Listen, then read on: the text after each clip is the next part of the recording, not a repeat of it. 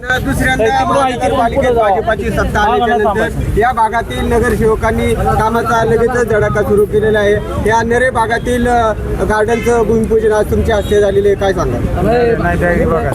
खरं तर आपण जे म्हणत आहात की या ठिकाणी चारही नगरसेवक हे भारतीय जनता पार्टीचे निवडून आलेले आहेत। त्यापूर्वीसुद्धा भारतीय जनता पार्टीचे चारही नगरसेवक निवडून आलेले होते, परंतु आता निवडून आल्याच्या नंतर खऱ्या अर्थाने ज्यावेळेस आपण त्या ठिकाणी 2 वर्षाचा जो गॅप पडला आणि गॅप पडल्याच्या नंतर हे नगरसेवक ज्यावेळेस उमेदवार म्हणून मतदान मागायला जात होते त्यावेळेस वेगवेगळ्या अडचणी वेगवेगळ्या समस्या हे त्या ठिकाणी ह्या उमेदवारांना सांगत होत्या आणि ज्यावेळेस निवडून आल्यानंतर खऱ्या अर्थाने दायरी, नरे, वडगाव या परिसरामध्ये 5 एकरची जागा आहे या ठिकाणी, की जेणेकरून या ठिकाणी गार्डनचं रिझर्वेशन या ठिकाणी आहे। मग या गार्डनचं रिझर्वेशन असताना ते गार्डन डेव्हलप झालं पाहिजे। या ठिकाणी खरं तर उपनगर आहे आणि या उपनगरामधली लोकवस्ती लोकसंख्या विचारात घेता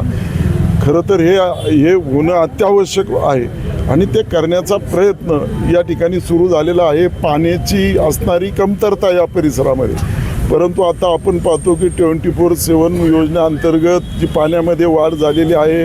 वडगाव येथील जलशुद्धीकरण केंद्रामध्ये 125 MLDचं काम त्या ठिकाणी सुरू झालेलं आहे। त्यामुळं भविष्यकाळामध्ये या ठिकाणी या भागाला पुरेसं पाणी मिळणार आहे। मग हे पुरेसे पाणी मिळत असताना काही बगीचाला किंवा या संपूर्ण भागाला लागणार आहे याचा विचार करता आज 5 एकरच्या जागेमध्ये या ठिकाणी गार्डनचं भूमिपूजन झालेलं आहे।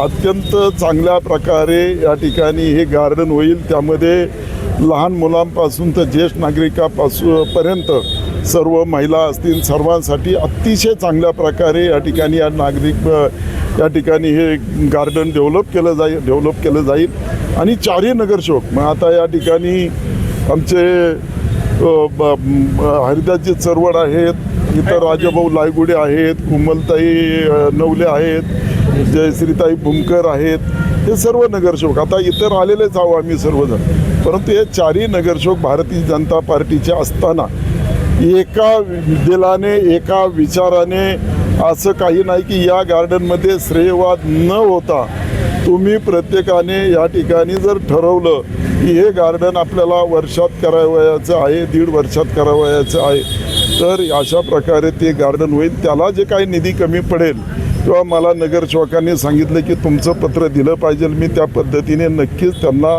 पाहिजे तेवढा निधी या ठिकाणी गार्डनला मिळवून देण्यासाठी मी सुद्धा प्रयत्न करेल आणि तो मिळून सुद्धा देईल। आपण पाहतो की बसचं सुद्धा या ठिकाणी चालू करण्यात आलेली आहे। बाळासाहेब नवले आणि सर्वच नगरसेवकांनी त्याच्यामध्ये भाग घेतला।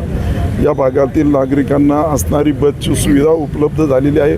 पाण्याची जी थोडी अडचण या परिसरामध्ये आहे तरीसुद्धा आपण पाहतो की पूर्वीपेक्षा नक्कीच या ठिकाणी पाण्यामध्ये सुधारणा झालेल्या आहेत। नरेगावामध्ये सुद्धा आपण पाहतो की आजही आपण रॉ वॉटर पाणी या ठिकाणी नागरिकांना प्यावं लागत असतं।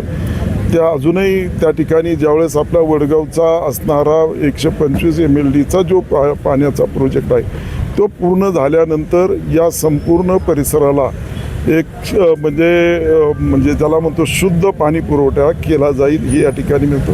मला वाटतं एखादा वर्ष 1-1.5 वर्ष लागेल या संपूर्ण परिसराला शुद्ध पाणी पुरवठा देण्याचा, कारण नागरिक आज म्हणतात की वर्ष इतकं लागतं का काय लागतं का, परंतु आता त्याची कामाची सुरुवात झालेली आहे। मग अशा प्रकारे आमचे चारही नगरसेवक कामामध्ये राहतील, नागरिकांच्या समस्या सोडवतील ही या ठिकाणी मी आपल्या चॅनेलच्याद्वारे नक्कीच ग्वाही देतो। आणि सर्व जे नगरसेवक आहेत हे कार्यकर्ते म्हणून या ठिकाणी नगरसेवक झालेले आहे किंवा कोणी या ठिकाणी असं नाही की त्याला आपण डायरेक्ट येऊन त्या ठिकाणी नगरसेवक केले म्हणून। कार्यकर्त्याचे नगरसेवक झाल्यामुळे अतिशय चांगल्या प्रकारे विकास कामं आपल्याला झालेली दिसतील आणि 5 वर्षाच्या अगोदर 2 ते 3 वर्षामध्ये पुणे शहरातला जसा भाग परिसर आहे हा परिसरप्रमाणे हा संपूर्ण परिसर तुम्हाला दिसेल। रस्त्याला उडणारी धूळ दिसणार नाही किंवा या ठिकाणी ज्यांनी अतिक्रमण केलेलं असेल ते अतिक्रमण काढले जाईल।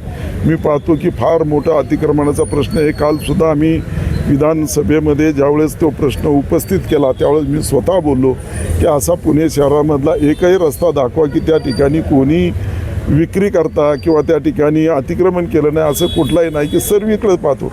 त्या प्रकारे मी आजही आमच्या चारही नगरसेवकाला सांगतो की आपण कोणाचंही हित वैयक्तिक कोणाचं हित न जपता समाजाप्रती आपली अशी भावना असली पाहिजे की हे सर्व काम मी समाजासाठी करत आहे, या भावनेने तुम्ही या ठिकाणी काम करावं ही या ठिकाणी आमच्या चारही नगरसेवकांकडून अपेक्षा व्यक्त करतो. धन्यवाद. 9 लोकल वारंवार अपघात होत आहेत.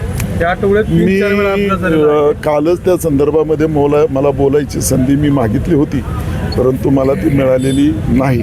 कारण एका विषयावर मला त्या ठिकाणी औचित्याच्या मुद्द्यावरती मांडायची होती, परंतु अधिवेशनामध्ये मी हा मुद्दा योग्य वेळी योग्य त्या ठिकाणी मी मांडला जाईल.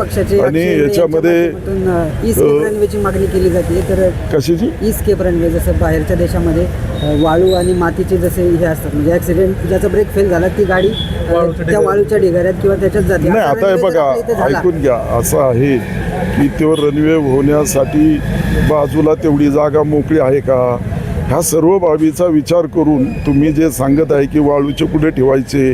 आता तुम्ही ज्या रस्त्याने चालता, तुम्ही त्या ठिकाणी राहता, किती अतिक्रमण येतो. सगळ्यांची अतिक्रमणं जर पाहिली, नवले पुलाचा प्रश्न आहे ना वरचा, जे अपघात होत आहेत त्याचा. नाही दरी पूल असू किंवा पण बाजूला बी जागा पाहिजे ना. माणूस मरतो यांना तिथे. तर असं नाही रे बाबा, रोज एक म्हणल्यावर काय बोलायचं रे बाबा. आता ते तुझी भाषा मी समजू शकतो, परंतु आपण जे काय आता तू बोलला ना की ज्या पद्धतीने त्या ठिकाणी वाळू असेल काय असेल ते आपण नॅशनल हायवेच्या बाबत बैठक घेऊ आणि त्या बैठकीमध्ये संबंधित अधिकारी आणि तुमच्या चॅनलचे तुम्ही या, मी अधिकाऱ्यांना बोलून घेतो. अधिवेशन जर उद्या परवा 2 दिवसात जर मला त्यांनी वेळ दिली तर मी तुला सोमवार किंवा मंगळवारी 2 दिवसामध्ये तुमची बैठक आयोजन करतो.